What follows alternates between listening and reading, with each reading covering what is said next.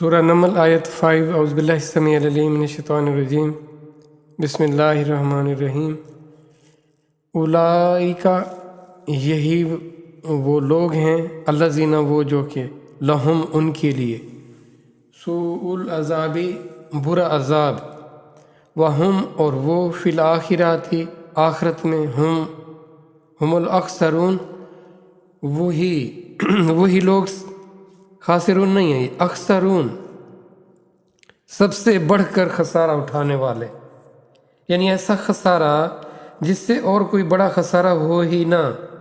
کون سے لوگ؟ وہ لوگ جو دنیا کی زندگی میں لگے رہے اور انہوں نے آخرت کو فوکس نہیں کیا تھا۔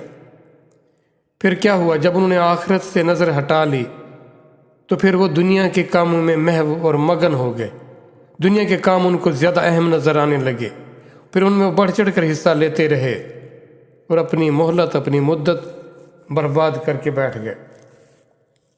جب وقت آیا حساب کا تو ان کے پلے سوائے خسارے کے اور کچھ نہیں تھا، اور خسارہ بھی دائمی، ایسا خسارہ جس کا کوئی مداوع نہ ہو سکے، جس کو ریورس نہ کیا جا سکے، ایسا خسارہ اور ایسا عذاب جس کی ہر پہلو سے، جس کو جب دیکھا جائے گا جانا جائے گا، جب جو اس میں سے بھوگتیں گے اس کو تو وہ کہیں گے اس سے برا کوئی عذاب ہو نہیں سکتا۔ اب یہ بار بار بتایا جا رہا ہے، دیکھو برا عذاب ہے، اور اگر تم دنیا کی زندگی میں لگے رہے، تم نے آخرت کے حوالے سے اپنے آپ کو تیار نہ کیا تو تم خسارہ اٹھاؤ گے۔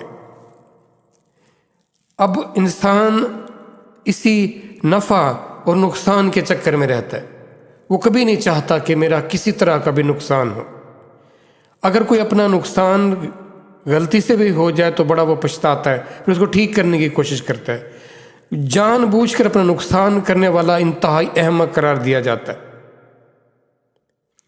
اس کو کون اچھا سمجھتا ہے؟ جو اپنا نقصان کرتا پھرے، اور یقیناً ہم اپنا نقصان کر رہے ہیں اور ہمیں اپنے نقصان کا احساس نہیں، اور اس خبر کو، اس احساس کو، اس نصیحت کو، اس حقیقت کو آپ تک بار بار پہنچایا جا رہا ہے، پر ہم اس کو کھول کر دیکھ کر سمجھنے کو، اس پر عمل کرنے کو تیار نہیں۔ کہ ہم قرآن کو سچا مان رہے ہیں؟ کیا ایسا ہے؟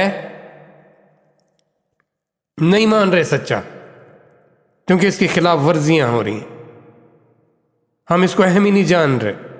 اس کے مقابلے میں دنیا کی کتابیں انبار لگا دیے ہم نے ان کے، اور رٹی جا رہی ہیں، اور ان کے بار بار ان کے ایگزام دیے جا رہے ہیں۔ کیوں؟ کیونکہ ہم سمجھتے ہیں وہ کتابیں اس چند روزہ دنیا کی زندگی کی کامیابی کی ضامن ہیں۔ ہمارا ان پر اتنا ایمان، اور قرآن پر کیا ایمان کہ اس کو بنا سمجھ کے پڑھو، اگر پڑھنا بھی ہے تو۔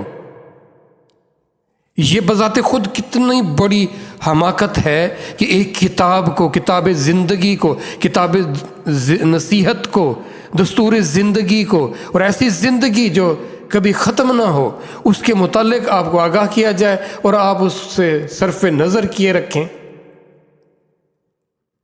یہ کون سا ایمان ہے؟ کون سا ایمان نہ ہے یہ؟